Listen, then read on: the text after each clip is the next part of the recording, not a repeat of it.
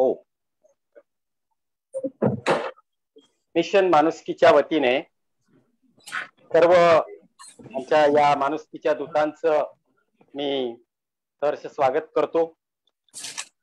आजची एक संध्याकाळ आपल्याला पुन्हा एकदा विचारांच्या या दुनियेत हरवून जायचंय, नव्या वाटेवर माणुसकीच्या आपल्याला यायचं आहे।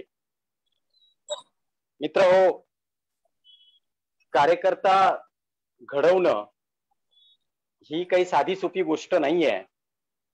एक विचारधारा, पॉइंट ऑफ व्ह्यू असलेला, मत असलेला, ओपिनियन असलेला एखादा माणूस घडवणं, तयार होणं ही फार फार मोठी गोष्ट आहे। आणि समूहाकडून समूहाकडे जाणं, ऑर्गनाइज फॉर्म मध्ये काम करणं ही आता आपली काळाची गरज होऊन बसलेली आहे। तर माणसाचा जो इतिहास आहे हा कुठून कुठपर्यंत झालेला आहे, खराखुरा इतिहास समजून घेतल्याशिवाय आपल्याला नवा इतिहास रचता येत नाही। नाहीतर आपण इतिहास जमा होण्याचा धोका आहे। या इतिहासाकडे आपल्याला रिव्हिजिट करणं गरजेचं आहे, चिकित्सा करणं गरजेचं आहे, पुनर्तपासणी आणि पुनर्लेखन होणं गरजेचं आहे। आपल्याला नव्यानं शोध घेणं आवश्यक आहे। नवं स्वीकारणं ठीक आहे किंवा काळानुसार काळाचं होणं ठीक आहे, पण आपली जी मूळची ओळख आहे ती मिटवून आपल्याला चालणार नाही। इथल्या मातीतला, इथल्या माणसांचा असा कोणता समृद्ध विचार वारसा आहे, आपली पाळमुळं काय आहेत। तुका म्हणे जरा आहे मूळचाची खरा। आता आपण या धर्मचर्चेच्या उत्तरार्धात आपण आलेलो आहोत आणि आपल्या देशाचा मूळचा खराखुरा लोकधर्म कोणता आहे हा आपल्याला समजून घ्यायचा आहे। आणि त्यासाठी आपल्याकडे सन्माननीय संजय सोनवणी सर आलेले आहेत। आपल्या विनंतीला मान देऊन त्यांनी सांगितलं की आपण या विषयावर नक्की चर्चा करूया। संजय सोनवणी सर यांचा परिचय महाराष्ट्राला देण्याची गरज नाहीये। याचं कारण असं आहे की आपण त्यांना अनेक त्यांची पुस्तकं आपण बघतो आहोत, त्यांचे विचार आपण दूरदर्शनवर ऐकतो आहोत। पण अगदी 1-2 मिनिटात मी त्यांचा अल्प परिचय तुम्हाला देतो आहे। साथीनो, सोनवणींनी 11 वर्षाचे असताना फितुरी हे नाटक लिहिलं। वयाच्या केवळ 16व्या वर्षी त्यांनी लिहिलेली पहिली बाल कादंबरी, जिचं नाव आहे नरभक्षकांच्या बेटावर विजय, मेहता पब्लिशिंग हाऊसने प्रकाशित केलेली आहे। महाराष्ट्र राज्य शासनाच्या अनुदानाने त्यांचा पहिला कविता संग्रह प्रवासी प्रसिद्ध झालेला आहे। तेव्हापासून आजतागायत मराठी व इंग्रजीतून 100हून अधिक पुस्तके प्रकाशित झालेली आहेत। म्हणजे मराठी आणि इंग्रजी लिहिणारे जे काही फार मोजके लेखक आहेत त्यामध्ये संजय सोनवणी सर आहेत आपले। Origins of the Vedic religion and Indus-Ghaggar civilization, origin of the caste system, the unsung hero Maharaja Yashwantrao Holkar, the origins of the languages, अशी इंग्रजीतील संशोधनात्मक, तर मराठीत काश्मीरचा सम्राट ललितादित्य, स्वातंत्र्याचे आद्य प्रणेते महाराजा यशवंतराव होळकर, जाती संस्थेचा इतिहास अशी संशोधनात्मक पुस्तके त्यांनी लिहिलेली आहेत। असुरवेद या सांस्कृतिक थरार कादंबरीने सर्वत्र खळबळ उडवून दिलेली असतानाच हिंदू आणि वैदिक धर्माचा इतिहास हा धर्मेतिहासावरील ग्रंथ सध्या त्यांचा महाराष्ट्रभर गाजत आहे। मित्र, मला एक बाबासाहेबांचं एक विधान येथे सांगावंसं वाटतं। विचार, thoughts are more deadly than a gun. Thoughts are more deadly than a gun. It is easy to give a gun, but difficult to give intelligence. No war in the world can be won without intelligence. The ink of a pen is more sacred than the blood of a martyr, because pen produces all martyrs. तर हे विचार काय आहेत, काय कोणती क्रांती आहे त्यात दडलेली, तर आपण जाऊया संजय सोनवणी सरांकडे। आणि आपला जो विषय आहे भारतातील मूळचाच खराखुरा असणारा लोकधर्म त्यांनी आम्हाला सांगावा। सोनवणी सर। साथींनो, सर्वांना विनम्र नमस्कार. माझे आदरणीय ज्येष्ठ मित्र, महाराष्ट्राचे लोकशाहीर, शाहिरी नाट्याचे प्रणेते संभाजी भगत, मारुती शेरकर, माझे नव्याने झालेले मित्र आणि इतर सर्वजण. मिशन माणुसकी तर्फे ही जी कार्यकर्ता प्रशिक्षण शिबिर चालू आहे, सातत्याने चालू आहे. मी काही व्याख्यानं ऐकली. माझे मित्र सचिन परब यांनी दिलेलं व्याख्यानही मी ऐकलं. त्यांनी धर्माची अत्यंत उत्तमरित्या खोड करून दाखवली, सर्वांच्या समोर ठेवली. कार्यकर्त्यांना जर परंपरांचा, समाज इतिहासाचा, धर्म इतिहासाचा, राजकीय इतिहासाचा आणि आर्थिक इतिहासाचा जर भान नसेल, अभ्यास नसेल, तर त्याचे वर्तमानातले बरेचसे आडाखे चुकत जातात आणि त्याचा परिणाम स्वाभाविकपणे आपण जे निर्णय घेतो त्याचा भविष्यात परिणाम होत असतो. आणि जर निर्णय जर चुकीच्या माहितीच्या आधारावर जर घेतले जाणार असतील तर भविष्य हे निर्णय चुकण्याची शक्यता तेवढीच असते.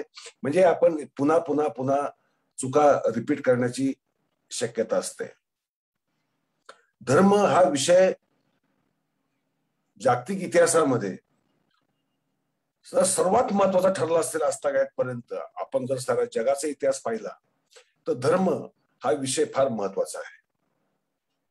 धर्माने मानवी जीवन, मानवी संस्कृती, मानवी इतिहास, मानवी राजकीय जीवन, युद्धांचा इतिहास, आर्थिक इतिहास, हे सगळे इतिहास जर कोणी व्यापले असतील तर धर्माने व्यापलेले आहेत.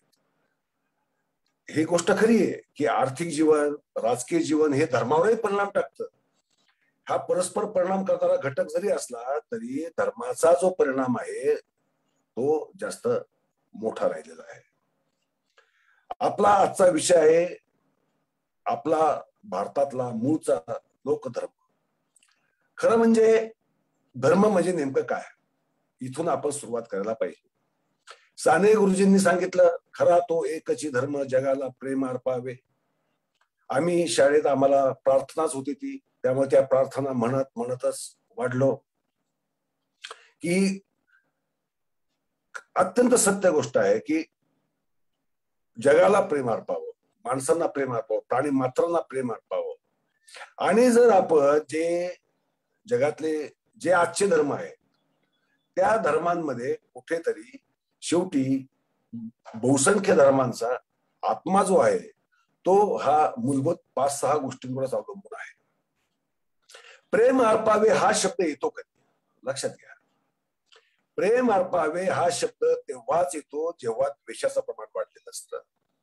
जर द्वेषच जगात नसेल तर प्रेम करा हे सांगायची वेळच येणार नाही.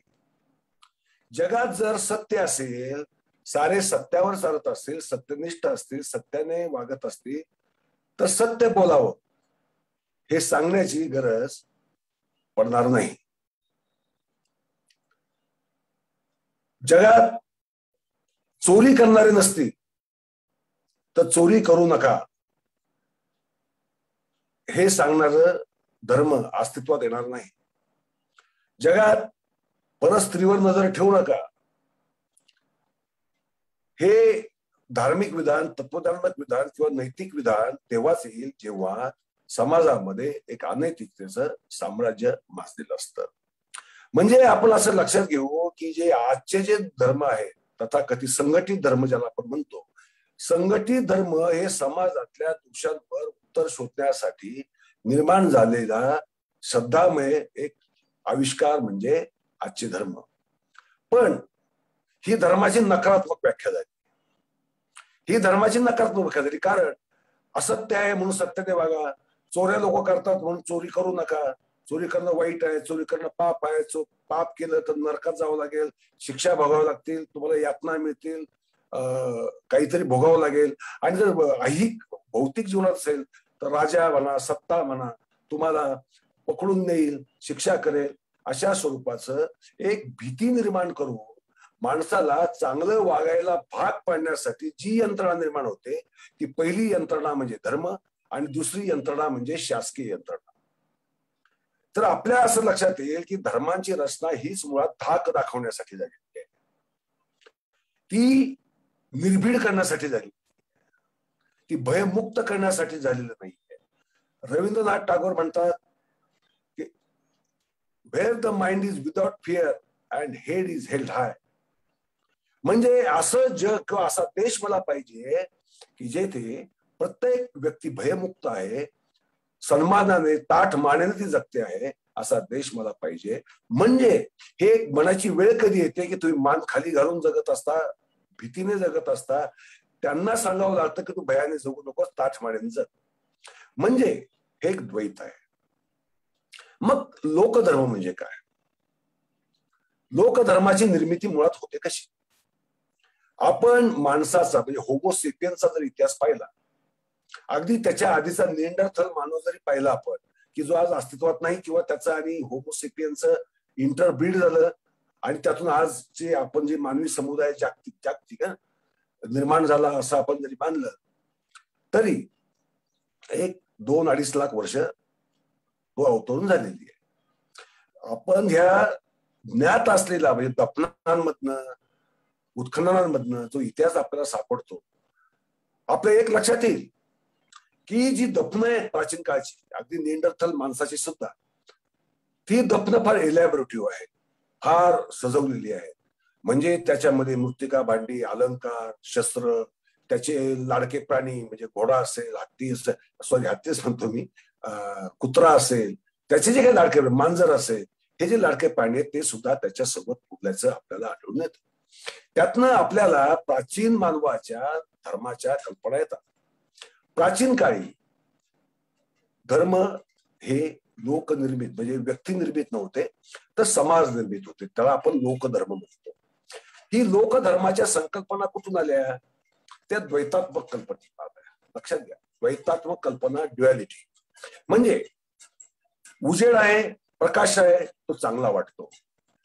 अंधार आहे, भीती वाटते, अशुभ वाटतं, भयदायक वाटतं, ते काहीतरी मनाला भीती देतं, त्याच्यात काहीतरी लपलंय, अभद्र काहीतरी लपलंय, अशी आपल्याला भयाची जाणीव देतं. आणि मग रात्र नको, प्रकाश हवा. मग त्यातनच सुष्ट आणि दुष्ट, भूत पिशाच या संकल्पना, आणि दुसरीकडे सर्जनात्मक, मानवी जीवनाला मंगलदायक, मंगलकारक अशा घटना. म्हणजे जीवनासाठी जे जे उपयुक्त आहे, म्हणजे प्रकाश असेल, पाऊस असेल, तर पाऊसही कोणता तांडव करणारा पाऊस नाही, सध्या जसा पडतोय कोकणामध्ये तसा पाऊस नाही.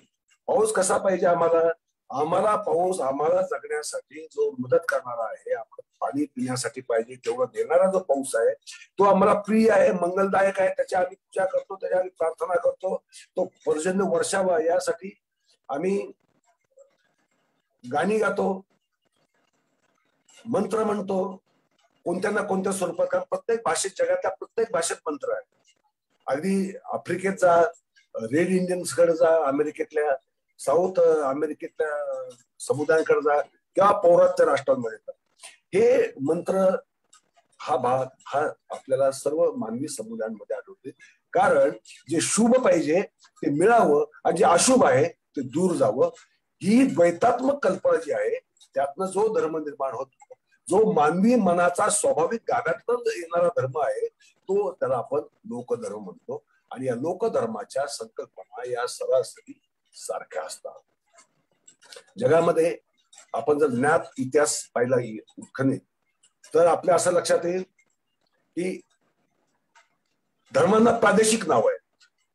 बघा, प्राचीन काळच्या धर्मांना प्रादेशिक नाव आहे, दुसरी नावं नाही. म्हणजे इजिप्त मधला धर्म तो इजिप्शियन धर्म आहे, आस्ट्रियातला धर्म तो आस्ट्रियन धर्म आहे, पर्शियातला धर्म तो पर्शियन धर्म आहे, चीन मध्ये गेला तो चायनीज धर्म किंवा शिंतो किंवा तो धर्म आहे. ही प्रादेशिक नाव आहे.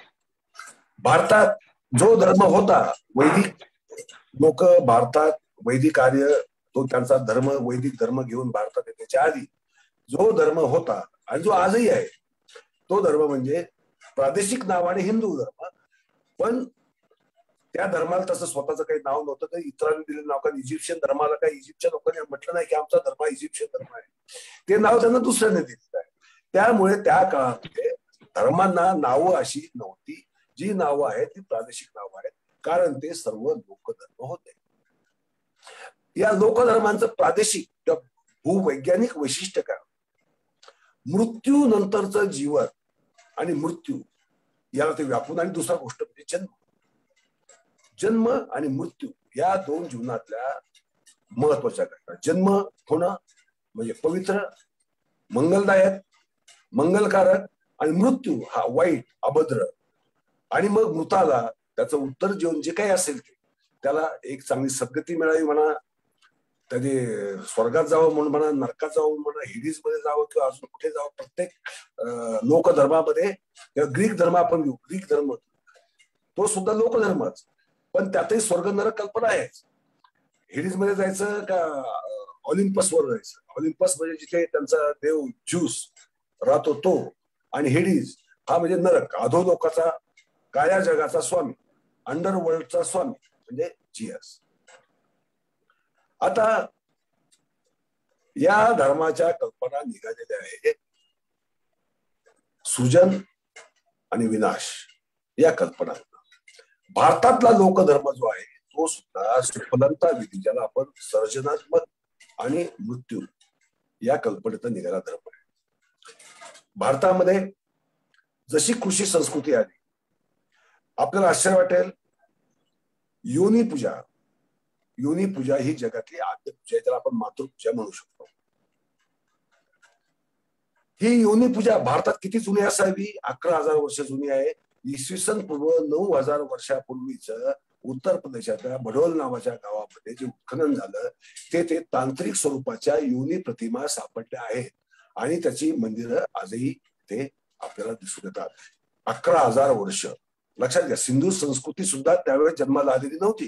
त्या काळापासून मातृपूजा ही भारतामध्ये सुरू होती. पण ज्यावेळेस शेतीचा शोध लागल्यानंतर पुरुषाच्या हे लक्षात द्यायला लागतं की जे अपत्य जन्म जो होतो त्यात फक्त स्त्रीचं महत्व नाही, कारण स्त्री मुलाला जन्म द्यायची, तिला मासिक पाळी यायची, आणि ती चंद्रकलांवर अवलंबून असायची. त्याच्यामुळे एक गूढ, भीतीदायक आणि तशीच ती निर्मिती करते म्हणून आनंददायक अशी दुहेरी कल्पना स्त्रीबद्दल निर्माण झाली. त्यातनच चंद्राला आता आपण चंदा मामा म्हणतो, तसं नव्हतं. एक काळी पुरुषाला अपत्य जन्मामध्ये आपला सहभाग असतो हे माहीतच नव्हतं. लक्षात घ्या, हे फार गमतीशीर वाटेल, विनोदी वाटेल, परंतु पुरुषाला हे खरोखर माहित नव्हतं, कारण स्त्री ही टोळीच्या मालकीची असायची. विवाह नावाची संकल्पनाच अस्तित्वात नव्हती. कुणी कोणाशी रथ व्हायचं असा तो काळ होता. त्या काळात स्त्रीला मासिक पाळी येणं, त्यानंतर तिने अपत्याला जन्म देणं, जास्तीत जास्त मुलं अपत्यांची टोळ्यांना गरज असायची, कारण सारखी युद्ध व्हायची, एक टोळी दुसऱ्या टोळीशी सारखी झुंजत असायची, माणसं मरत असायची. ती संख्या वाढण्यासाठी जेवढी मुलं जन्माला येतील तेवढं चांगलंच असायचं. त्यामुळे जास्त प्रसवा स्त्री जी आहे, प्रसवा, तिला जास्त सन्मान असायचा. तर याला आपण सुफलंता म्हणतो. स्त्री ही सुफलंतेची आद्य देवी आहे. तिला आपण, तिची जी पूजा म्हणजे योनी पूजा जी सुरू झाली तिला आपण मातृपूजा म्हणतो. ती जगभरच होते, भारतात अर्थातच होती. आणि ज्यावेळेस शेतीचा शोध लागला त्यावेळेस पुरुषाच्या असं लक्षात यायला लागलं की बीज जो टाकतो, म्हणजे शेतीमध्ये बीज रोवावं लागतं, पाऊस पडतो, मग ते बीजातनं रोप वर येतात आणि त्यातनं पीक पाणी येतं. म्हणजे फक्त स्त्रीच ही अपत्य जन्माला कारण नाही, तर पुरुषही आहे. लक्षात घ्या, एक गमतीशीर भाग असा आहे की त्याआधी चंद्राला स्त्रीचा पती मानलं जायचं, कारण मासिक पाळी ही चंद्र कलांवर अवलंबून असायची. त्याच्यामुळे चंद्राला स्त्रीचा पती मानलं जायचं. पण ज्यावेळेस पुरुषाच्या हे लक्षात आलं की अपत्य जन्मात ऍक्च्युली आपला सहभाग आहे, त्यावेळेस चंद्राची जागा बदलली आणि चंद्र हा पती ही जागा सोडून तो चंदा मामा झाला, तो स्त्रीचा भाऊ बनला. ही पुरुषी वर्चस्वाची एक ही कल्पना आहे, आणि तिचा आपल्या धर्मावर प्रचंड मोठा पगडा आहे. लोकधर्म काय असतो? लोकधर्म हा सामुदायिक मानसिकतेत, लक्षात ठेवा, त्याला संस्थापक कोणी नसतो, संस्थापक असू पण शकत नाही, कारण ही माणसाची नैसर्गिक प्राकृतिक एक भावना असते. आणि तो जी प्रश्न पडतात जी समोर येणारी आव्हानं असतात त्यासाठी जी उत्तरं शोधतो, ती उत्तरं त्याची स्वाभाविक आहे. प्राचीन काळी माणूस अत्यंत अज्ञ होता, अडाणी होता. त्याचं निसर्गाच्या रहस्यांचं ज्ञान अत्यंत जवळपास नव्हतंच. मनुष्य जन्माचं ज्ञान जवळपास नव्हतंच. ही वंश सातत्य त्याचं ज्ञान नव्हतंच. मृत्यू म्हणजे काय माहित नव्हतं, जन्म म्हणजे काय माहित नव्हतं. त्याने या सगळ्या प्रश्नांना, पण त्याच्यावर संकट मात्र खूप होतं. म्हणजे रानटी प्राण्यांचं संकट होतं, निसर्गाचं संकट होतं, अचानक येणाऱ्या युद्धांचं संकट होतं. विजय मिळाला तर उत्तम, पराभव झाला म्हणजे वाईट. युद्धामध्ये मृत्यू झाला तर हे नुकसानकारक. स्त्रिया मग नंतर पराजय झाला तर स्त्रियांना पळून नेलं जायचं. मग तो टोळीचा असतो एक अपमान. या प्राथमिक बाळबोध संकल्पनातनं हे आदिम धर्म, हे लोकधर्माची ही सुरुवात ही यातनं झालेली आहे. ही प्रश्नांची उत्तरं शोधण्यासाठी झालेली आहे. त्याच्या मागे अध्यात्म, गूढवाद किंवा आत्मा, परमेश्वर वगैरे ह्या कल्पना तेव्हा अस्तित्वात नव्हत्या. आणि आजही जे आत्मा, परमेश्वर वगैरे वगैरे ज्या कल्पना सर्व धर्मात आहेत, या सगळ्या कल्पनांमागं पुन्हा आपल्याला त्या आदिम कारणाकडे जावं लागतं. आदिम कारण होतं भय, भीती, जीवनाबद्दल वाटणारी भीती, पुढच्या क्षणी काय होणार याबद्दल असलेलं गहन अज्ञान, मृत्यू बद्दल असणारं गहन अज्ञान, अचानक कोणत्या क्षणी कोणती गोष्ट घटना घडेल हे माहीत नसतं, त्याची निश्चितता नसतं, निश्चिती नसतं, अनिश्चितता असणं, याबद्दलचं एक गूढ असं भय. त्यानंतर प्राकृतिक संकट, उत्पात, कधी वादळ येणार, कधी पाऊस जास्त होणार, अतिवृष्टी होणार, कधी दुष्काळ पडणार, कधी पाणी मिळणार नाही प्यायला, खायला काही मिळणार नाही, अशी स्थिती, मृत्यू मुख्य लोक पडणार. ही भीती ही माणसाला एवढी व्यापून उरलेली आहे. आणि या भीतीवरचं उत्तर म्हणजे धर्म. आणि धर्म नंतरचे संघटित असो, व्यक्तिनिर्मित वा आधीचे लोकधर्म असो. आता लोकधर्म नंतर पुढे काय झालं, इजिप्शियन धर्म, असिरियन धर्म, चायनीज ओरिजिनल धर्म, किंवा अगदी आफ्रिकेतल्या प्रत्येक टोळीत असणारा प्रत्येकाचा टोळी धर्म. भारतातले तसे टोळी धर्मच होते. असंख्य टोळ्या भारतामध्ये वावरत होत्या. त्यांची देवक असायची, त्यांची चिन्ह, स्वतःची खून मिरवण्याची चिन्ह, तेच त्यांची दैवत बनली. हा एक भाग झाला. परंतु जगातले इतर जे टोळी धर्म होते किंवा लोकधर्म होते ते टिकू शकले नाही. ज्यू धर्म ज्या धर्मातून निर्माण झाला तो पेगन धर्म, म्हणजे मूर्तीपूजकांचा किंवा प्रतिमा पूजकांचाच तो धर्म होता. आणि या प्रतिमा कोणत्या होत्या? या म्हणजे एक निर्माता आहे, एक निर्माता पुरुष आहे, निर्माती स्त्री आहे, आणि त्या दोघांच्या संयोगात विश्व बनलं.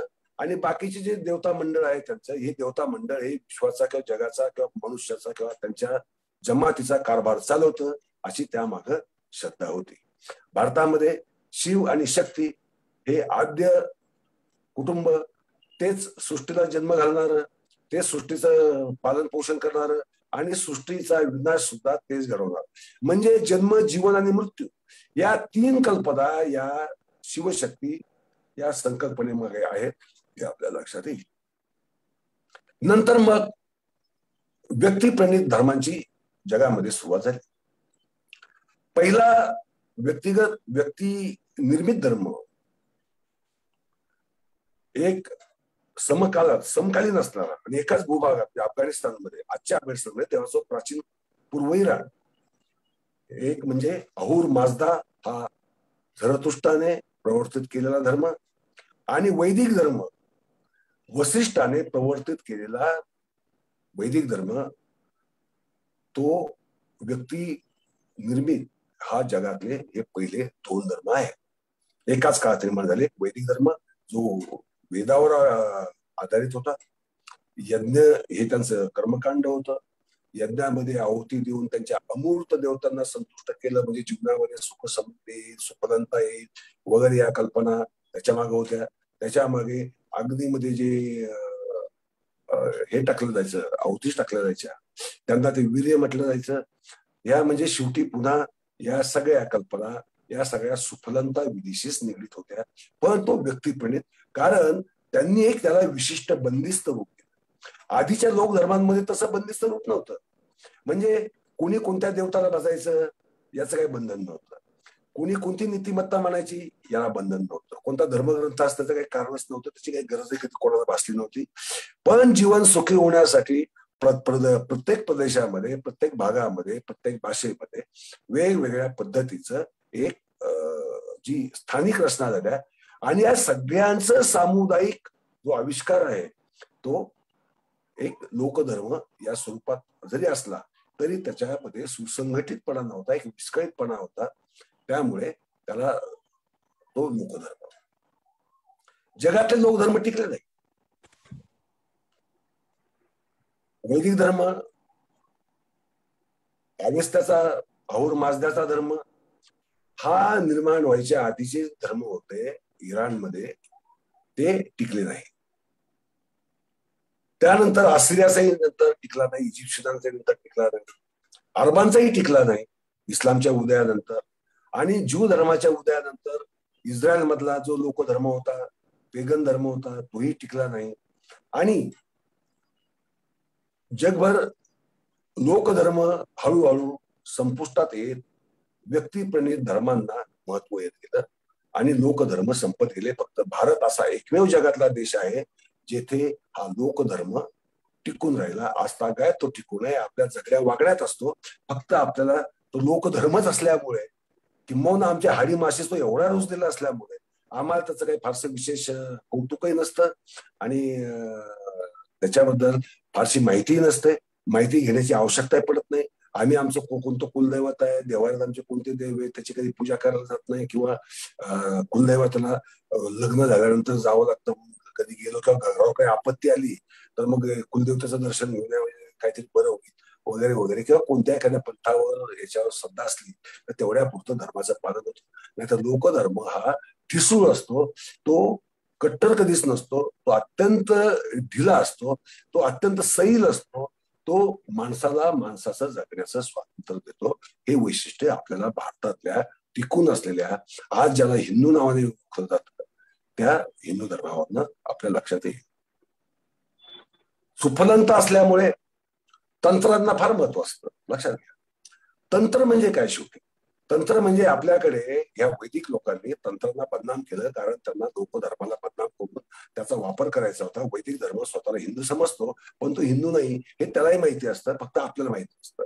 आपल्याला माहित असतं कारण वैदिक धर्म हा व्यक्तिप्रणीत धर्म आहे. वसिष्ठाने सुरुवात केली, नंतर 9 ऋषी कुटुंब त्याला जॉईन झाली आणि मग सगळ्यांनी मिळून, त्यांच्या कुटुंबांनी मिळून पूर्ण ऋग्वेदाची एक रचना केली आणि त्यातनं कर्मकांडावर आधारित आणि विशिष्ट तत्वज्ञान म्हणजे काय? वर्ण व्यवस्था पहिलं तत्वज्ञान, स्त्रीला समानतेचा दर्जा नसणं हे दुसरं तत्वज्ञान, आणि तिसरं तत्वज्ञान त्यांचं राजकीय असेल, आर्थिक असेल, सामाजिक जीवन असेल, शहरांचा द्वेष करणं हे वैदिक आर्यांचं, वैदिक धर्मियांचं एक फार प्रधान वैशिष्ट्य होतं. हे आज आपल्याला सांगितलं तर कदाचित हसायला पण येईल, पण हे वैशिष्ट्य आहे. अगदी ब्राह्मण काळापर्यंत वैदिक धर्मी लोक शहरांचा त्याग करत असत, शहरांना टाळत असत, शहरांमध्ये जायचं निषिद्ध करत असत. हा त्यांचा एक धर्माचा भाग होता. भारतामध्ये हे वैदिक धर्मीय लोक इसवी सन पूर्व 1000-1200 मध्ये आले. तेव्हापासून भारतामध्ये एक सांस्कृतिक संघर्ष निर्माण झाला. मित्र, एक लक्षात घ्या, आज आम्ही ब्राह्मणता, अभिजन बहुजन, ब्राह्मणी धर्म आणि बहुजन धर्म अशी वाटणी आम्ही कळत नकळत बोलण्यामध्ये, वागण्यामध्ये आम्ही करतच असतो. परवा सचिन परब साहेब म्हणाले की साने गुरुजींचा हा खरा तो एकची धर्म, जगाला प्रेम अर्पावे असा माणुसकीचा धर्म. हा धर्म हवा का गोळवळकरचा धर्म? म्हणजे गोळवळकरचा धर्म म्हणजे RSSचा धर्म म्हणजे वैदिक धर्म, की माणुसकीचा असणारा लोकधर्म, जो लोकांसाठी लोकांच्या सामुदायिक मानसिकतेतनं जो निर्माण केलाय, सामुदायिक मानसशास्त्राचं जे अपत्य आहे तो धर्म, की हा व्यक्तिप्रणीत, व्यक्तिनिष्ठ आणि उतरंडीचा, विषमतायुक्त, म्हणजे जो माणसामध्ये तर भेद करतोच, पण स्त्री पुरुषामध्ये भेदभाव करतो, तो धर्म हा आपण भेद करतो. पण आम्ही वैदिक धर्म वेगळा आहे, हिंदू धर्म वेगळा आहे हे म्हणायला मात्र आम्ही कुठेतरी कचरतो किंवा घाबरतो. आम्हाला ती भीती वाटते. खरं म्हणजे एकटं पडायची भीती वैदिक धर्मियांना वाटायला पाहिजे, पण ती भीती हिंदूंना किंवा लोकधर्म जो आहे या देशाचा त्याला वाटत असते. ही दुसरी गोष्ट. कैलास ते रामेश्वर, उत्तर पूर्वेतले राज्य ते सोमनाथ, 12 ज्योतिर्लिंग, 52 शक्तीपीठ, याच्यामध्ये हा लोकधर्म विखुरलेला आहे. आपण जर पाहिलं शिवलिंगांची तर संख्या, शिवलिंगांची शिवमंदिरांची जर संख्या देशात जर काढली तर ती माणसांच्या संख्येपेक्षा जास्त भरेल. दुसरी गोष्ट, देवी मंदिर, प्रत्येक गावातली ग्रामदेवता ही देवी असते, ग्रामदेवी असते. तिला शक्तीचं रूप मानलं जातं. तिची संख्या अजून अचाट आहे, 52 शक्तीपीठ आहे. या देशाने भारताला एक राजकीय दृष्ट्या राष्ट्र नाही बनवलं कधी. लक्षात घ्या, राष्ट्र ही संकल्पना फार अलीकडची. म्हणजे फ्रान्स मधल्या क्रांतीनंतर वैचारिक क्रांती, प्रबोधनाची क्रांती रेनेसाँ आपण ज्याला म्हणतो, त्यानंतर राष्ट्राची संकल्पना. पण सांस्कृतिक राष्ट्र म्हणून जे भारतात निर्माण जे झालं ते या शिवशक्ती या संकल्पनेमुळे. ही संकल्पना आहे, या देवता नाही, त्याची प्रतीक आहेत. ही प्रतीक रूपात होते. तंत्रांचं वैशिष्ट्य हे की त्याच्यामध्ये प्रतीकांना महत्व असतं. एक पुरुषाचं लिंग, एक स्त्रीचं लिंग. स्त्री आणि पुरुष यांचा एकाकार, एका मिलनाचा आपण दिलेली एक मानवंदना आहे, ज्यातनं सृजन होतं, ज्यातनं निर्मिती होते. आणि तशीच विश्वाची निर्मिती झाली असावी अशी कल्पना, की माणूस आरोपण करतो. मानवी जीवनाचं वैशिष्ट्य हे आहे, मानवी स्वभावाचं वैशिष्ट्य आहे की तो काय करतो, देवी देवतांवर आपल्या स्वभावाचं आरोपण करतो. उदाहरणार्थ, काही देवांना दारू लागते, काही देवांना मांस लागतं, काही लोकांना बळी लागतो, हा बळी तो बळी, वेगळा बळी लागतो. का लागतो? तो देवांना नाही लागत, तो माणसालाच लागत असतो. माणसालाच त्याचं फार आकर्षण असतं. तो ते आरोपण देवतावर करतो आणि मग देवाला ते आवडतं अशी कल्पना करून तो स्वतःची भूक किंवा स्वतःची इच्छा पूर्ण करून घेतो. हे आरोपण माणसाचं फार. म्हणून आपले देवी देवता कोणत्याही धर्मातल्या सॉरी आपण संस्कृतीतल्या, ग्रीक संस्कृतीतला झेस असेल, त्याची पत्नी हेरा असेल, इथे शिवशक्ती असेल, किंवा इकडे विष्णू लक्ष्मी असेल वैदिक धर्मातली, यांचे स्वभाव जर आपण पाहिले तर मानवी स्वभावाशी जवळचे. त्यांना राग येतो, तेही भांडतात, तेही तिरस्कार करतात, तेही द्वेष करतात, तेही कपट करतात. म्हणजे ज्या ज्या समाजाची जी स्वभाव वैशिष्ट्य आहे ती त्यांच्या देवाला दिसतात. मग आता जर आपण विष्णू आणि लक्ष्मीकडे पाहिलं, म्हणजे वैदिक धर्माच्या देवता, आणि आपण जर शिव आणि शक्ती यांच्याकडे पाहिली तर, आणि त्यांची व्यक्तिमत्व जर आपण पाहिली, पौराणिक व्यक्तिमत्व जरी पाहिली, तरी ती त्यांना मानणाऱ्या समाजाच्या मानसिकता दाखवतात. हे human psychology reflects into the religious concepts, religious faiths, religious beliefs. Lakshmi ही विष्णूच्या पायाशी असते, पायचे पण बसलेली असते. म्हणजे जी वैदिक धर्मातली स्त्री पुरुष क्षमता आहे ही त्यांच्या प्रतीकामध्ये दिसते. नंबर 1.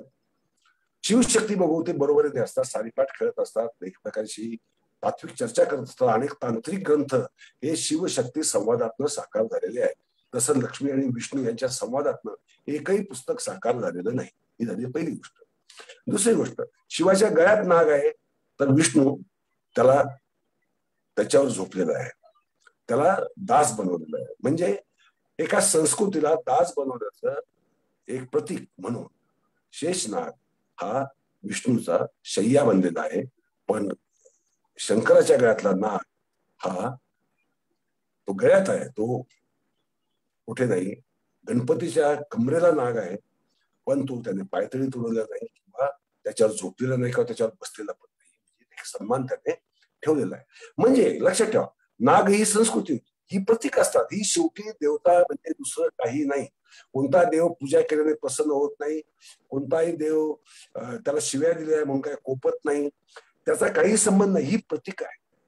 ही प्रतिकात्मकता जी तंत्रांमध्ये आहे, ही तंत्रांमधील प्रतिकात्मकता ही आपल्याला विद्यार्थी म्हणून, अभ्यासक म्हणून समजून घ्यावी लागते की असं का, हे प्रतीक काय. ही प्रतीक, ही सांस्कृतिक प्रतीक आहे. ही सांस्कृतिक विजयाची आणि सांस्कृतिक पराजयाची प्रतीक आहे. आणि त्या प्रतीकांमधनं या देवता साकारलेल्या आहेत. या देवता या आभाळातनं पडलेलं नाही, त्यांनी काही विश्व बनवलेलं नाही, काही नाही, काही नाही, काही स्त्री पुरुष समोर करतो, मूल आपत्य होतं. तसंच या आदी दैवतांनी आदिम शृंगार केला असेल आणि त्या आदिम शृंगारातनं विश्वाची निर्मिती झाली असेल.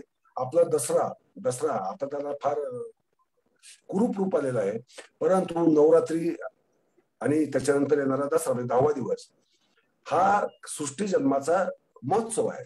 म्हणजे कसं की बघा, चांद्रमास जर आपण म्हणतो, चांद्रमास तर 10 महिने आपत्य जन्माला लागायचे. पहिल्या दिवशी गर्भसंभव झाला आदिमातेला आणि 10व्या दिवशी तिने सृष्टीला जन्म दिला. म्हणजे दसरा हा सृष्टी जन्माचा एक प्रतिकात्मक महोत्सव, हे लक्षात घ्या. त्याला वैदिक लोकांनी काय केलं, त्यांना ही सर्जनात्मकता, सृजनात्मकता, सुफलनता त्यांचा काही दिसत नाही, विध्वंसकता त्यांना जास्त दिसते. त्यांनी तिथे रावणाचा पुतळा जाळणं वगैरे वगैरे शस्त्रपूजा, महाभारताच्या त्या कथा तिथे जोडल्या आणि त्या सृष्टी जन्माच्या उत्सवाचं रूपांतर हिंसेच्या उत्सवामध्ये केलं. म्हणजे ही बघा, ही प्रतिकात्मकता, ही कोणत्या समाजाची मानसिकता कशी आहे हे जर पाहायचं असेल तर त्यांच्या देवतांचा अभ्यास केला पाहिजे. जर तुम्हाला युरोपियन समाजाची मानसिकता जर पाहिजे असेल तर तुम्हाला ख्रिश्चन धर्मात जाऊन चालणार नाही, तुम्हाला ग्रीक मायथॉलॉजीमध्ये जावं, ग्रीक पुराण कथांमध्ये जावं लागेल. ग्रीक लोकधर्मातून निर्माण झालेल्या पुराण कथांचा धांडोळा घेऊन अभ्यास करून आपल्याला त्याचा मतित अर्थ समजावून घ्यावं लागेल. म्हणजे तो समाज, कोणताही समाज, त्याची मानसिकता अशी काय आहे हे आपल्या लक्षात येईल.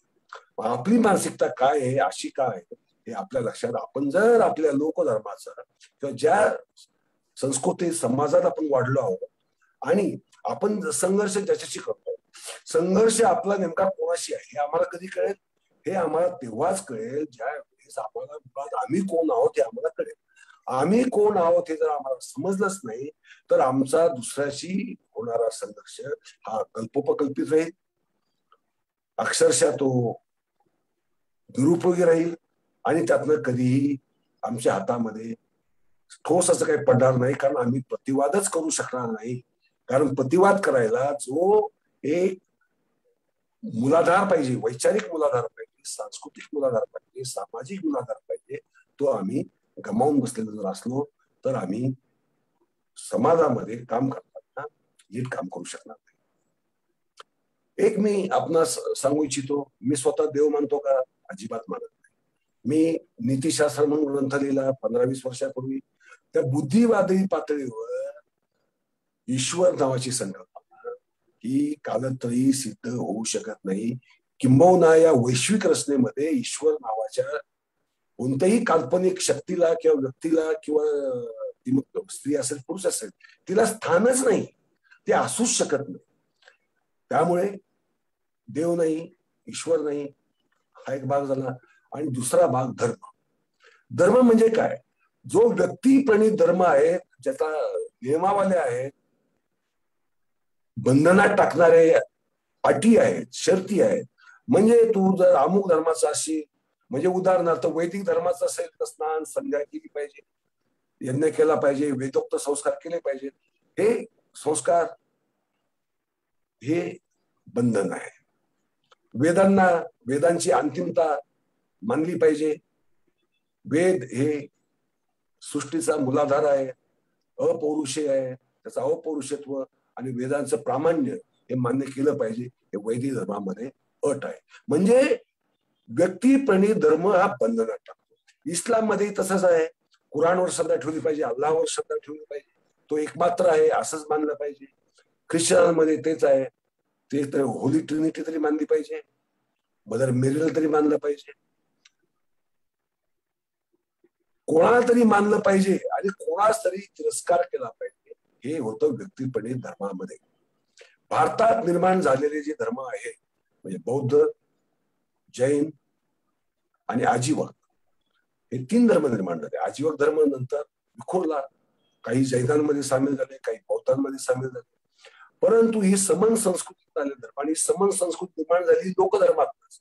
कारण लोकधर्मामधल्या ज्या त्रुटी होत्या, ज्या सिंधू संस्कृतीने अपार वैभव मिळवल्यानंतर समाजामध्ये एक नंबरची जी भोगाची लालसा, जी स्वार्थ, जी सत्तेची लालसा, या सगळ्या लालसा जशा समाजाला नसून लागल्या, द्वेषाने जसं लोकांना त्रासायला लागलं, म्हणजे एक सामाजिक दोष जसे निर्माण व्हायला लागले, तसं त्यांच्यावर उत्तर शोधण्यासाठी जी परंपरा निर्माण झाली, वैचारिक परंपरा निर्माण झाली, ती म्हणजे समन परंपरा. तिचा इतिहास हा कमीत कमी सिंधू संस्कृतीवर होतो. आणि हा सुद्धा, ही परंपरा सुद्धा लोक परंपरा, लक्षात ठेवा. समन परंपरेचा कोणीही संस्थापक नाही, कोणतीही एक व्यक्ती तिची संस्थापक नाही. जैन मानतात ऋषभनाथ हे जैन परंपरेचे संस्थापक आहेत. बौद्ध धर्मात मानतात की पूर्व बौद्ध होते, ती परंपरा आहे. वैशेषिकता काहीच मानत नव्हते. त्यानंतर जे बाकीचे अगदी अज्ञानवादी सुद्धा एक परंपरा होती की जी म्हणायची की माणसाला ज्ञान नकोच, ज्ञान मिळालं तर संघर्ष निर्माण होतात. ही वैचारिक तत्वज्ञानात्मक तत्वधारा असणारी ही जी समन परंपरा आहे. समन लक्षात ठेवा, श्रमण नाही. श्रमण हा शब्द कृत्रिम संस्कृतीकरण आहे. श्रमण शब्दाचा श्रम करतो तो श्रमण अशी त्याची उपपत्ती दिली जाते. परंतु समन परंपरा हा मूळचा शब्द जो कुंदाचार्य इसवी सन पूर्व 2ऱ्या शतकामध्ये दिलेला आणि पाली ग्रंथांमध्ये सुद्धा दिलेली व्याख्या जी आहे, जो सर्व जीवांना समान मानतो तो समन. आणि ही व्याख्या कोणा एका व्यक्तींमधून नाही, ती लोक धर्मातनं निर्माण झालेली ही लोक परंपरा म्हणजे समन धर्म. आणि या समन धर्मात जी तत्वज्ञानाची जी अलौकिक उंची गाठली गेली ती बौद्ध आणि जैन धर्मामुळे गाठली गेली. पण त्यानंतर त्याला थोडस सुसंघटित व्यक्तिप्रणित धर्माचं स्वरूप आलं. पण त्याच्यापूर्वी ते धर्म व्यक्तिप्रणित नव्हते, ते सामाजिकच होते, ते लोकधर्मच होते, लोकपरंपरा होत्या. लोकधर्म म्हणण्यापेक्षा लोकपरंपरा होत्या, वैचारिक तत्वज्ञानाच्या, त्या अवाढव्य अत्यंत महत्वाच्या आणि मानवी मनाला प्रगल्भ करू इच्छिणाऱ्या, करू पाहणाऱ्या. मृत्यूनंतर काय, मोक्ष म्हणजे काय, केवळ ज्ञान म्हणजे काय, निर्वाण म्हणजे काय, सुख म्हणजे काय, दुःख म्हणजे काय, देव आहे की नाही, या सर्व मूलभूत जे प्रश्न मानवी मनाला भेडसावत होते त्यावर उत्तर शोधण्यासाठी निर्माण झालेल्या विचार परंपराचा तो एक तात्विक कळस होता. आपण ती सुद्धा लोकपरंपरा म्हणू. जरी महावीर बुद्धामुळे त्यांना व्यक्तिगत धर्माचं जरी स्वरूप आलं असलं, नंतरही त्यात भरपूर पंथ झाले, उपपंथ झाले, हे आपल्याला माहितच आहे.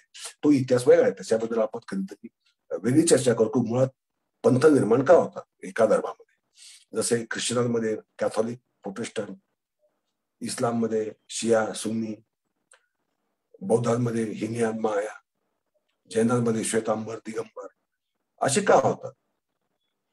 हिंदूंमध्ये शैव आणि शाक्त हे का होतात? वैदिकांमध्येही लक्षात ठेवा, वैदिकांमध्येही स्मार्त आणि श्रौत असे 2 पंथ आहेत. हे जवळपास आपल्याला जगातल्या सर्व धर्म परंपरांमध्ये कमीत कमी 2 मुख्य पंथ निर्माण झाल्याचं आपल्या लक्षात येईल. या तत्वधारा, या पंथात्मक तत्वधारा, त्या विचारधारा का आणि कोणत्या मानसिकतेतून निर्माण होतात त्याच्या मागचा सुद्धा आपण अर्थ शोधला पाहिजे. लोकधर्म, हिंदू धर्मामध्ये धर्मांतराची सोय नाही, कारण हा धर्म वाढावा असे यांना कधी वाटलं नाही, कारण तो व्यक्तिपणित धर्म नव्हता, तो लोकांनीच लोकांसाठी निर्माण केलेला धर्म.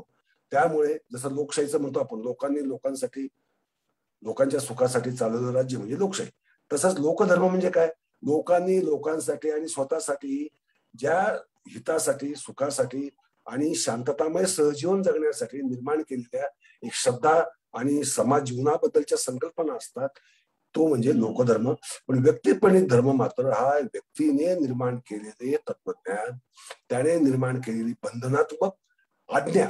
जसं ज्यू धर्मामध्ये 10 कमांडमेंट्स, लक्षात ठेवा, आज्ञा आहेत त्या.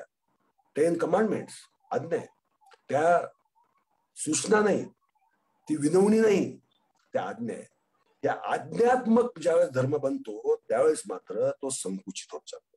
वैदिक धर्मात आज्ञा आहे, महत्वाचं. ऋग्वेदामध्ये आज्ञांमागून आज्ञा आहे, ते विस्कळीत असते, विखुरलेले आहे. ते एक जागी अशा 10 कमांडमेंट्स एका 1, 2, 3, 4, 5, 6 असं लिहिलेलं नाही, परंतु आज्ञा आहे.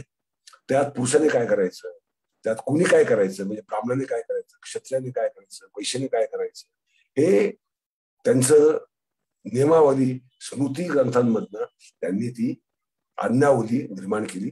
मनुस्मृती ही आज्ञावली आहे, पण ती हिंदूंसाठी नव्हती किंवा या लोकधर्मासाठी नव्हती. ती कधी लोकधर्माने पाळलीही नाही. ती पाळली गेली फक्त वैदिक धर्मामध्ये, ती वैदिक धर्मासाठीच होती. परंतु आम्ही अभ्यास करताना चुकलो असं की वैदिक धर्म हा हिंदू धर्माचाच एक भाग आहे असं समजून आम्ही काय केलं, फार गफलती करून ठेवल्या. म्हणजे तुम्ही महाराष्ट्र गॅझेटियर इतिहास खंड पहा, त्या राजेमित्र शास्त्रीकर लिहिणारे सगळे वैदिक आहेत. ते काय करतात, सांगतात की समाज जीवन फार वेगळं होतं, समाज जीवनात फार वेगळ्या उलथापालथी होत होत्या, परंतु त्या काळात लिहिले गेले अमुक अमुक स्मृतीमध्ये या आज्ञा होत्या, म्हणजे समाजात कुठेतरी या आज्ञांना महत्व होतं. म्हणजे त्या आज्ञा पाळल्या गेल्या की नाही गेल्या याचा कसलाही पुरावा नसताना सुद्धा बेधडकपणे वैदिक धर्माशी लोकधर्माचा संबंध जोडून त्या आज्ञा लोकधर्माला लागू होत्या असं दाखवलं जातं. आणि तिथेच आमचा समाजाचा इतिहास जो आहे तो इतिहासच आमचा चुकला. जाती संस्थेचा इतिहास सुद्धा आमचा चुकला. वर्ण संस्था ही वैदिकांची संस्था, जाती संस्था ही हिंदूंची संस्था, आम्ही दोन्ही संस्थांची गल्लत केली. आता अजय मित्र शास्त्रीच काय म्हणतात बघा, वैदिकांनी या ज्या नवीन जाती निर्माण होत्या त्यांना वैदिक चौकटीमध्ये बसवण्यासाठी अनुलोम आणि प्रतिलोम विवाहाची संकल्पना केली. म्हणजे ब्राह्मणाने क्षत्रियाशी लग्न केलं, क्षत्रिय मुलीशी लग्न केलं तर जी संतती होईल ती अमुक जातीची, क्षत्रियाने जर ब्राह्मण स्त्रीशी लग्न केलं तर जी संतती होईल ती अमुक जातीची, आणि ब्राह्मणाने वैश्य स्त्रीशी किंवा वैश्याने ब्राह्मण स्त्रीशी लग्न केलं तर जी संतती होईल ती अशी. यातनं जाती संस्था निर्माण झाली असावी असा अनुलोम आणि प्रतिलोम या विवाहाचा स्मृतींनी सांगायचा प्रयत्न केला. पण अजय मित्र शास्त्रीच अत्यंत नाईलाज झाल्यासारखं शिकून देतात की त्याचा काही उपयोग झाल्याचा दिसत नाही, कारण वैदिक हे ज्या नियमावल्या होत्या त्या या लोकधर्माने पाळलेल्या किंवा शूद्रांनी पाळल्याचं आपल्याला अजिबात दिसून येत नाही. जर तसं असतं तर मनुस्मृतीमध्ये जी स्मृती आम्ही फार निंदा करतो, टीका करतो, टीका करायलाच पाहिजे, पण तिचा आपल्याशी काही संबंध नव्हता. त्यात काय म्हटलंय, पहिल्याच अध्यायामध्ये मनुस्मृतीच्या काय म्हटलंय की वैदिक धर्म 5 राज्यांमध्ये आहे, म्हणजे कुरु, पांचाल, मत्स्य, जो गंगेच्या यमुनेच्या खोऱ्यातला जो मर्यादित प्रदेश आहे आर्यावर्त म्हणतो, तो प्रदेश सोडला तर बाकी तर सर्वत्र शूद्र राजे आहेत, दक्षिणेकडे शूद्र राजे आहेत. आणि एवढंच नाही, त्यांनी भारतातल्या लोकांना शूद्र तर म्हटलं, चीन, किरात, कंबोज, शक, हुन, कुशाण यांना सुद्धा शूद्रामध्ये लग्न केलं. म्हणजे थोडक्यात जे वैदिक नव्हते, जे वैदिक धर्माचे नव्हते ते त्यांच्या दृष्टीने शूद्र होते, म्हणजे त्यांच्या धर्माचे नव्हते. जसं इस्लाम मध्ये गैर इस्लामियांना काफर म्हणण्याची प्रथा होती, आजही आहे, तशीच प्रथा वैदिकात होती. जे वैदिक नाही, जे वैदिक धर्मीय नाहीत, आणि ही व्याख्या मीच म्हणतोय असं नाही, R.K. राजपृथ्वी यांनी केली, विका राजवाड्यांनी केलेली आहे, R.D. भांडारकरांनी केलेली आहे. ही व्याख्या ही अशीच आहे. अगदी आपण जर गतकाळातल्या साहित्य पाहिलं तर त्यातही आपल्याला ती व्याख्या मिळेल. तर आपला गोंधळ होतोय कुठं? कार्यकर्त्यांचा मी बघतो, मला असंख्य कार्यकर्ते भेटायला येत असतात, वेगवेगळ्या चळवळीमध्ये असतात, कुणी कम्युनिस्ट चळवळीत असतं, कुणी बहुजनी चळवळीतल्या, किंवा कुणी बामसेपी चळवळीत, किंवा वेगवेगळ्या ज्या आपण गट म्हणतो त्या गटातले येत असतात. त्या सगळ्यांची समस्या ही आहे की आपला भारतीय समाजाचा आर्थिक इतिहास माहित नाही, सामाजिक इतिहास माहित नाही, धार्मिक इतिहास माहित नाही, धड राजकीय इतिहास सुद्धा माहित नाही. विचार करा, इसवी सन पूर्व 5000 वर्षापासून ते आतापर्यंत इतकी उत्खनन झालेली आहे. त्या उत्खननांमधनं आमच्या देशाचा बहुढंगी इतिहास आपल्याला पाहायला मिळतो. विज्ञानाचा इतिहासही पाहायला मिळतो. उदाहरणार्थ चाखेरा नावाचं गाव आहे उत्तर प्रदेशात, गंगे नदीच्या खोऱ्यातच आहे.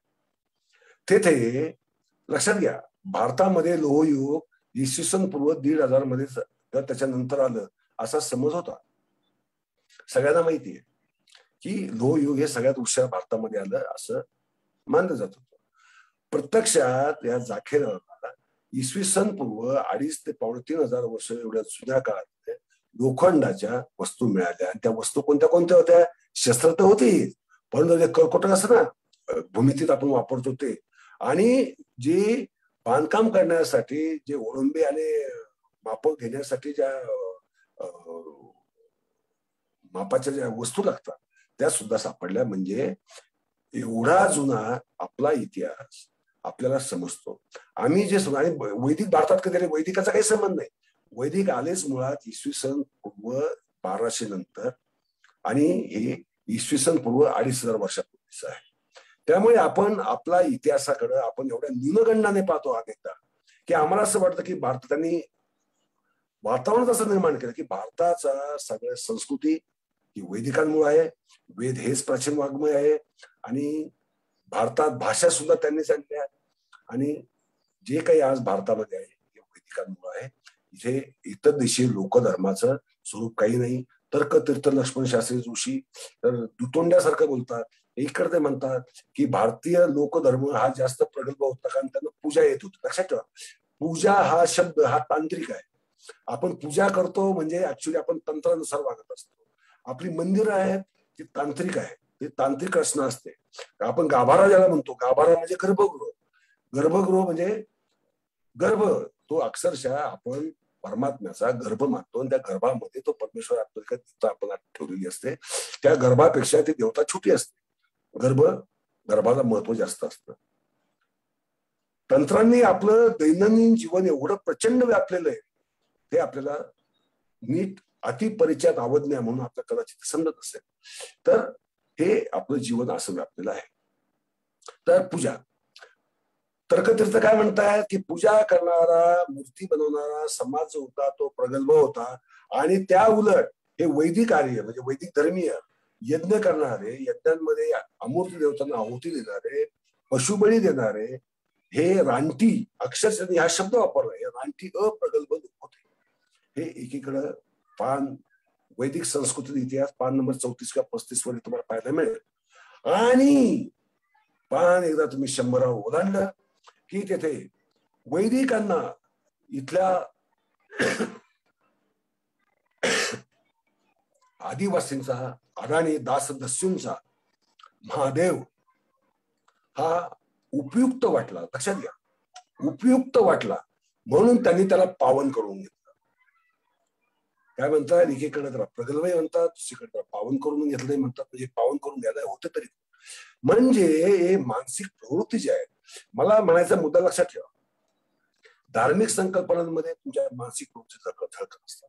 तुमच्या लेखनामध्ये लेखकाच्या मानसिकतेचं पराकोटीचं प्रगल्भ दर्शन घडत असतं.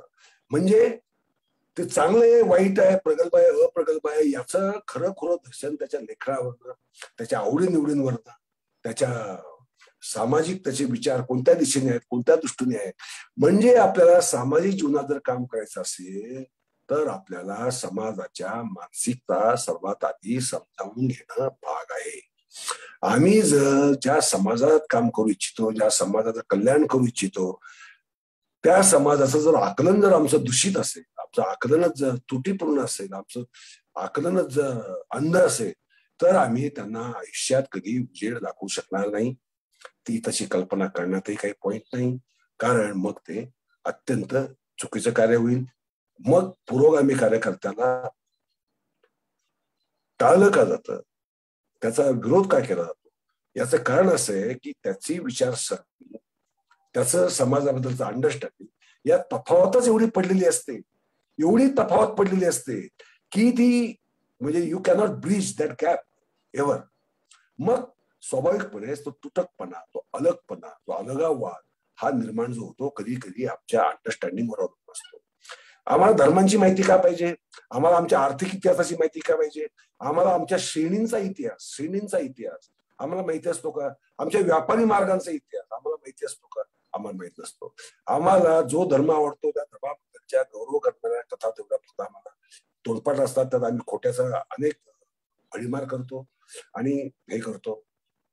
आणि आमचं स्वतःबद्दलचं आकलन त्यामुळे बिघडतं. आम्ही दुसऱ्यांचं आकलन मग कसं सुधारू शकणार याचाही आम्ही विचार केला पाहिजे. मला असं वाटतं मी बराच वेळ बोललोय. जर कोणाला काही प्रश्न असतील तर अवश्य विचारा. धन्यवाद.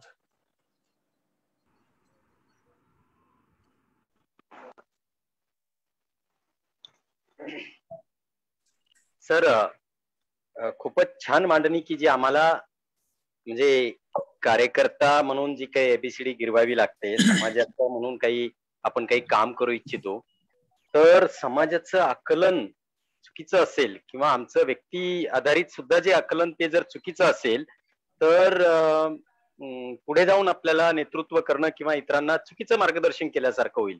म्हणजे इग्नोरन्स इज द ब्लिस, नाही का? अज्ञानात चूक आहे आणि त्या चुकात सगळे आनंदी आहेत.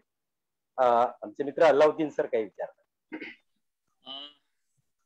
म्हणजे मी सरांच्या एका गोष्टीशी खूप सहमत आहे आणि मला तो अत्यंत महत्वाचा मुद्दा वाटतो की भारताचा आर्थिक, सामाजिक, धार्मिक आणि राजकीय इतिहास खूप डीपली वाचण्याची गरज आहे आणि तो चळवळीतल्या अनेक लोकांना माहित नाही. चळवळी म्हणजे फक्त पुरोगामी या अर्थाने घेऊ नका. या चळवळी म्हणजे प्रतिगामी आणि पुरोगामी दोघांनाही तो परिपूर्ण माहित नसल्यामुळे अनेक ज्या संकल्पना समोर आलेल्या आहेत त्या चुकीच्या आहेत आणि त्या समजून घेण्याची आता सगळ्यांना खूप मोठ्या प्रमाणावरती गरज निर्माण झालेली आहे. मला असं वाटतं की त्याच्याकडे दुर्लक्ष करून चालणार नाही. सरांनी खूप चांगल्या पद्धतीने म्हणजे अत्यंत बारकावे मांडलेत आणि ते बारकावे मला खूप महत्वाचे वाटतात. त्याच्यामध्ये त्यांनी योनी पूजेचा जो उल्लेख केला तो खरा आहे की मातृत्वाची पूजा ही पूर्वीपासून आपल्याकडे आहे आणि त्याच्यावरती अनेकांनी संशोधन करून लिहिण्याचा प्रयत्न केलेला आहे आणि तो खूप महत्वाचा आहे. हे खरं आहे की शेती शोध आणि त्याच्यामुळे नंतर माणूस स्थिरावत गेला आणि स्थिरावल्यानंतर मग आत्ताच्या ज्या संघटित धर्माची जी कल्पना आहे ती पुढे आली. हे आपल्याला लक्षात येईल. तोपर्यंतचा लोकधर्म आपल्याला खूप खऱ्या अर्थानं समजण्याची गरज आहे. म्हणजे आता जर संघटित धर्माचं आपल्याला ओळखायचं कसं, तर भाषा आहे, परंपरा आहे, चालीरीती आहेत, आचार विचार आहेत, ही कल्पना आहेत काही आणि त्याच्यावरनं त्या धर्म कोणता आहे, काय आहे, त्याची संकल्पना काय आहे हे आपल्याला कळतं. आणि सरांनी मग हिंदू धर्म आणि वैदिक धर्म यातलाही जो फरक सांगितला तोही मला खूप महत्वाचा वाटतो. आणि सचिन परब बोलले होते त्या दिवशी म्हणून मी काही वेगळे मुद्दे तिथे मांडले होते, पण मी सरांशी पूर्णपणे काही गोष्टीवरती सहमत आहे. नक्कीच मला जेव्हा सर सांगत होते त्यावेळेस मला खरा लोकधर्म जो जाणवत होता त्याचं थोडस मी छोटे छोटे मुद्दे काढलेले. मग मला नेहमी असं वाटतं की खरा लोकधर्म कुठे आपल्याला बघायला मिळतो, तर तो ग्रामीण भागामध्ये आपल्याला खरा लोकधर्म जास्त प्रमाणावरती बघायला मिळतो. म्हणजे आजच्या अवस्थेतला मी म्हणत नाही, त्यावेळेच्या अवस्थेतला तो वेगवेगळ्या कुटुंबामध्ये आणि त्या सगळ्या व्यवस्थेमध्ये आपल्याला ग्रामीण व्यवस्थेमध्ये आपल्याला दिसतो आणि त्याची मूल्य दिसतात. त्यातली काही जी मूल्य आहेत ती मला जी जाणवली सरांच्या मांडणीतनं ती मला खूप महत्वाची वाटतात की ती जी तो खरा लोकधर्म आहे त्याचं मूल्य सहिष्णुता आहे, त्याचं मूल्य अहिंसा आहे, त्याचं मूल्य व्यक्तीचा सन्मान आहे, त्याचं मूल्य स्वातंत्र्य आहे, त्याचं मूल्य जगण्याचा हक्क आहे आणि त्याचं मूल्य एकमेकांना सहकार्य आणि मदत आहे आणि समानत्व आहे. मला असं वाटतं की ही मूल्य जी आहे लोकधर्माची मूल्य ही लोकांनी खऱ्या अर्थानं समजून घेतली तर साने गुरुजी जे म्हणतात ते समजायला फार वेळ लागणार नाही. खरा तो एकच धर्म जगाला प्रेम अर्पावे, हे खरा धर्म काय आहे हे समजून घेण्यासाठी ही मूल्य, त्यावेळेची परिस्थिती आणि त्यावेळेस झालेल्या सगळ्या व्यवस्था हे जर आपण नीटपणे समजून घेतलं तर आपल्याला सहजपणे हे लक्षात येईल की साने गुरुजी जे म्हणतात की खरा तो एकच धर्म म्हणजे हा खरा लोकांचा धर्म आहे की जगाला प्रेम अर्पावे, कुणाशीही आपला कसलाही वाद असणार नाही, आपलं कसलंही भांडण असणार नाही, आपण सगळे सहिष्णू असू, अहिंसक असू आणि नुसतं एवढं नाही तर सगळे समान असू. मग तो कोणत्याही जाती धर्माचं आचरण करत असेल तर हा लोकधर्म हा लोकांपर्यंत आपल्याला पोहोचवण्याची गरज आहे. त्याला दुसऱ्या भाषेमध्ये असं म्हणायला आपल्याला सहज सोपं जाईल की माणुसकीचा धर्म हा खरा लोकधर्म आहे आणि तो लोकांपर्यंत सगळ्यांनी पोहोचवला पाहिजे. आणि आज सर तुम्ही जे सांगितलं म्हणजे मी असं मानतो की मला तर सगळं मांडणी तुमची हार्ट टचिंग होती, अगदी हार्ट टचिंग होती. मी बऱ्याच वेळा सहमत नसतो काही लोकांशी, पण मी आपल्याशी खूप सहमत झालोय आणि मला अगदी भारावल्यासारखं झालंय. पुन्हा आपण कधी आपल्याला दोघांना प्रत्यक्ष भेटता येईल असं मला वाटायला लागलेलं. त्याचं कारण असं की याच्यावरती आपल्याला खूप अजून चर्चा करून लोकांना ह्या दिशेने पुढे नेण्याची गरज आहे.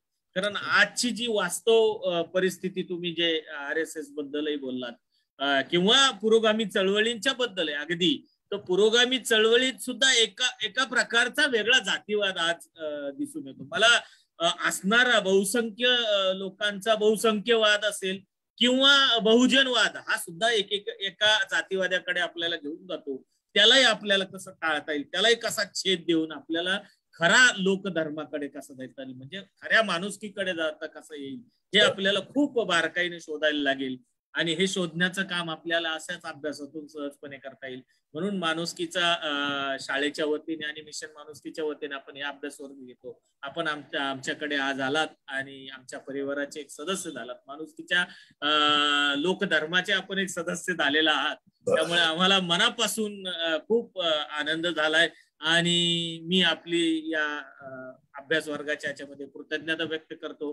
कारण 7:30ला पुन्हा आपल्याला एक शिबिर आहे, मुलांचं शिबिर आपण घेतोय. कारण लहान मुलांमध्ये जर आपण हा माणुसकीचा खरा लोक धर्म जर पोहोचवला नाही तर ती पुढची पिढी आणि पुढचा सगळा भाग म्हणजे आपण देशासाठी काय सोडून जाणार, या पृथ्वी तलावर काय सोडून जाणार, त्यासाठी आपण हा विशेष प्रयत्न करतोय.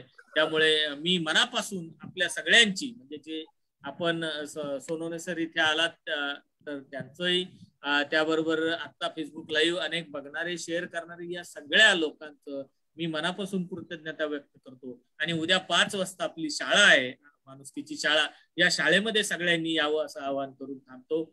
जय भारत. जय भारत. सर, तुम्ही सोनवणे सर आम्हाला आरसा दाखवलात आणि योग्य वाटेवर, नेमकी कोणती वाट आहे, अशा चौरस्त्यावर आम्ही आहोत कार्यकर्ते, आणि त्या कोणत्या वाटेनं जायचं, नाहीतर वाट लागणार आहे. आणि एक छान लक्ष उजेड असं बॅटरी आम्हाला दिली. धन्यवाद. भेटत राहू, बोलत राहू. नक्की नक्की. Yes sir. मला तर आता असं वाटायला लागलं सर की म्हणजे सिंधू संस्कृतीच्या आधी जी आपल्याकडची व्यवस्था होती आणि त्याच्याही पलीकडचा, म्हणजे मानव जन्मापासून ते संघटित धर्म तयार होण्यापर्यंत, त्याचा खरा अभ्यास केल्यानंतर खरा आपल्याला लोक धर्म सहजपणे समजून येईल. उद्घडतील त्यामुळे. हो, यस यस यस. तर नक्की आपण या संदर्भात विचार करूया. आता आपण थांबूया कारण आपल्याला पुढचं शिकायचं आहे. जय भारत. जय भारत. जय भारत. सर तुम्ही होस्ट आहात, क्लोज करायला, एंड करायला लागेल. येस.